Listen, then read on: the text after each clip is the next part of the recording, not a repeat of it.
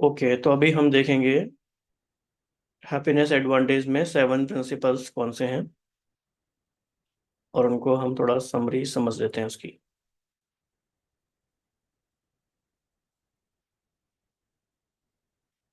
जी। तो पहला है, ये पॉजिटिव साइकोलॉजी के प्रिंसिपल्स हैं, इनको हम ऐसा भी क्या कहेंगे, ऐसा कह सकते हैं। तो पहला है हैप्पीनेस एडवांटेज। तो इसको हम कैसे एक्सप्लेन करेंगे? बहुत सिंपली एक्सप्लेन करना है कि ट्रेडिशनली पहले ये माना जाता था कि अगर आप सक्सेसफुल होंगे तो आप खुश होंगे। ये उसका रिवर्स है। रिसर्च ये बताती है, ये सिर्फ उनकी मन की बात नहीं है, रिसर्च ये बताती है कि अगर आप खुश होंगे तो आप सक्सेसफुल ज़्यादा होने के चांसेस हैं। इसका न्यूरोलॉजिकल बेसिस भी है, साइकोलॉजिकल बेसिस भी है, बहुत सारी बातें हैं। तो ये बेसिकली है हैप्पीनेस एडवांटेज। सेकंड बात है the fulcrum and the liver. इसका क्या मीनिंग हुआ?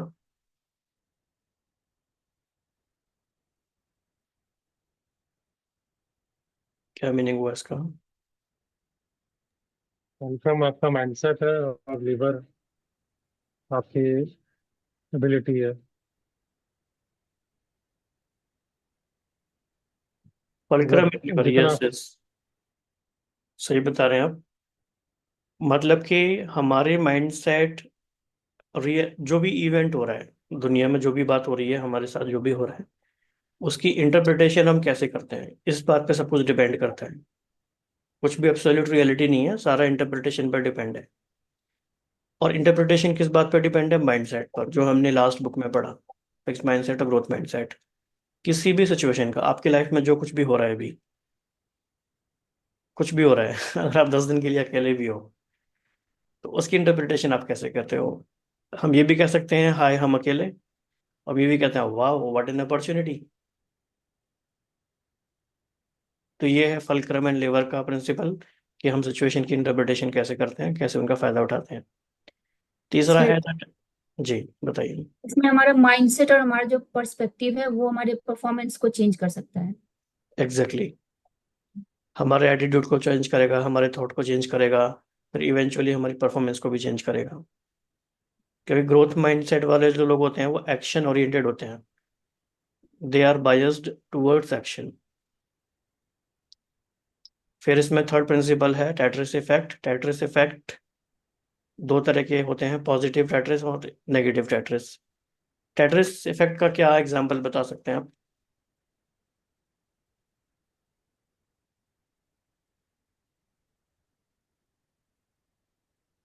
सर, जी। इसमें कि टेट्रिस इफेक्ट वाले जो पीपल होते हैं, जो हम्म इस तरह के माइंडसेट वाले होते हैं, उन वो कितने भी ऑब्स्टिकल्स आ जाएं तो ऑब्स्टिकल्स को भी अपॉर्चुनिटी में कन्वर्ट कर लेते हैं, तब्दील कर लेते हैं।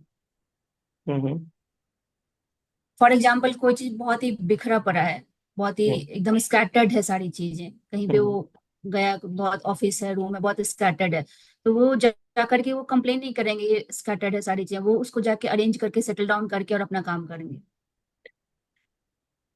देखो टेट्रिस इफेक्ट का क्या मीनिंग है, हमें बहुत ही क्लियर समझना है ताकि उसे हम अच्छे से अप्लाई कर पाए। जैसे कि communication model of the mind, information processing model of the mind. बहुत सारी इंफॉर्मेशन हमारे मन, हमारे ऊपर आ रही है, बहुत सारे स्टिमुलस हमें मिल रहा है, लेकिन हम बहुत कम ही इंफॉर्मेशन को सिलेक्टिवली अंदर जाने देते हैं। सिर्फ उतनी इंफॉर्मेशन अंदर जाती है जो हमारे काम की हमें उस समय लगती है, एट द मोमेंट, जो हमें कॉन्शियसली उस समय इंपॉर्टेंट लगती है। फॉर एग्जाम्पल, आप एक शॉपिंग मॉल में गए, बहुत बड़ा मॉल है, बहुत सारी चीजें हैं। आप याद करो अपना एक्सपीरियंस, क्या क्या नोटिस किया हमने? हम्म। हमने वो नोटिस किया जो जो हमारी नीड थी, जो हमारी रिक्वायरमेंट थी। ये जी। हमारा ब्रांड का शोरूम आज खुला है कि नहीं खुला है, ये वाली चीज आई है कि नहीं आई है, सब चीज तो हमने नोटिस नहीं करी। ये है टेट्रिस इफेक्ट। तो हमारा ब्रेन नेगेटिव चीजों को देखने के लिए भी बायस्ड हो सकता है, पॉजिटिव चीजों को भी। तो हमें इसको चेंज करना है।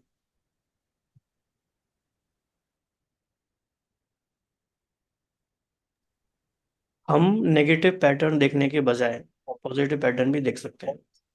नेगेटिव पैटर्न जब हम देखते हैं तो हम क्या कहते हैं, मुझे पता था ये ऐसा ही है, ऐसे ही होना है। और ये we can condition ourselves to see positive things, to see the solution in every problem, और we can also see problem in every solution.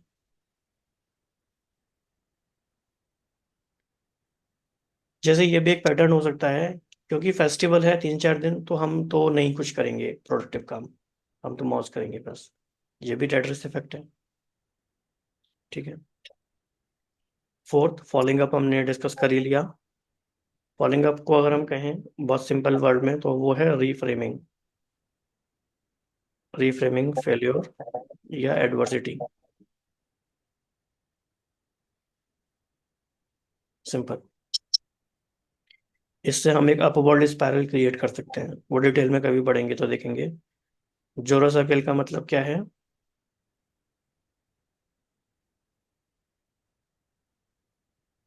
Taking one small step at A time. और इसमें क्या करेंगे हम, सेकंड बात, keep expanding your circle, जो हमने किया अभी। तो अभी क्योंकि आप लोग ही सेशन में हैं, तो आप कुछ दिन तक ये प्रैक्टिस कीजिए और ग्रुप में शेयर कीजिए कि आज आपके कितना जोरो सर्कल कैसे क्रिएट हुआ। ठीक है। Yes. 22nd रूल क्या है? Making undesirable habits 22nd more difficult. और making desirable habits easier to access by 22nd, right. और P7 क्या है, लास्ट प्रिंसिपल क्या है? Social social investment. Investment. Social investment क्या कहता है? सोशल इन्वेस्टमेंट में सर कि हमारे सक्सेस और हमारे हैप्पीनेस के लिए जो पर्सनल रिलेशनशिप है और सोसाइटी है वो बहुत इम्पैक्टफुल होते हैं, इम्पोर्टेंट रोल होता है उनका। हाँ, ये पाया गया है कि तो सोशल कनेक्टेड रहना। Meaningful social connections can enhance happiness. हालांकि इसमें कंडीशंस अप्लाई हैं। अब आप देखिए, क्लियर, सारी 7 प्रिंसिपल्स हमारे सामने हैं। और कितना टाइम लगा हमें ऐसे करने में? बहुत कम टाइम लगा। क्लैरिटी है लेकिन अब हमें। Yes sir. तो विप्रजीत जी, क्या डेली 1 बुक ऐसे कवर की जा सकती है कि नहीं? बिल्कुल बिल्कुल कवर की जा सकती है। क्योंकि ये हमारा क्वेश्चन बहुत काफी टाइम से चल रहा था ना, हमने इस बात हाँ को डिस्कस किया था करीब 1 महीने पहले। पॉइंट इज दैट कि उसके टोटल टेक अवे हमें क्लियरली पता है कि नहीं। जी। जो व्यक्ति पूरे पूरे सारे पेज पढ़ रहा है वो भी रिकॉल कर तो नहीं पाएगा। और हमने स्मार्टली चीजों को किया अरेंज। अगर हम 1 बुक को डेली ऐसे उसका आउटपुट निकाल लेते हैं, तो ये बहुत अच्छा वो है, आउटपुट है। लेकिन हमें एक डोपामिन मिलता है पूरी बुक को पढ़ के। हमें लगता है अभी बुक पढ़ा नहीं है। लेकिन वो उसके सेटिस्फेक्शन। उसके लिए मना नहीं है, वो पढ़ सकते हैं, वो कभी भी हम कर हाँ। सकते हैं। लेकिन हमारा एक ये होना चाहिए एटलीस्ट कि हम 1 बुक को डेली इस तरह कवर कर रहे हैं। पर इंटरेस्ट आता है तो हम उसके लिए टाइम निकाल के और पढ़ लें। तो है कि पिक्चर क्लैरिटी मिल रही है पूरी। हम्म। मतलब अभी जो हमने 1 घंटे में किया, उसमें हमने जो होमवर्क किया, फिर जो डिस्कशन किया, फिर जो मतलब कोई चीज छूट रहा तो मैं वापस जाके वीडियो में देख रहा था, तो वो रीअफर्म हो रहा था बार बार। दैट इज मतलब मेक्स अ डिफरेंस।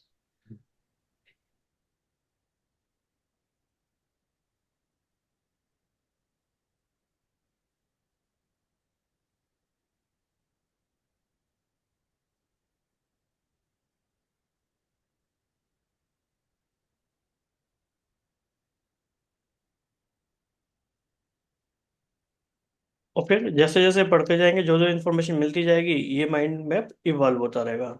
ये हमारी बेस लाइन है अभी। ये एंड ऑफ द वर्ड नहीं है, ये बिगिनिंग है। और जिसकी बिगिनिंग इतनी खूबसूरत हो तो अंजाम क्या ही होगा, अच्छा ही होगा।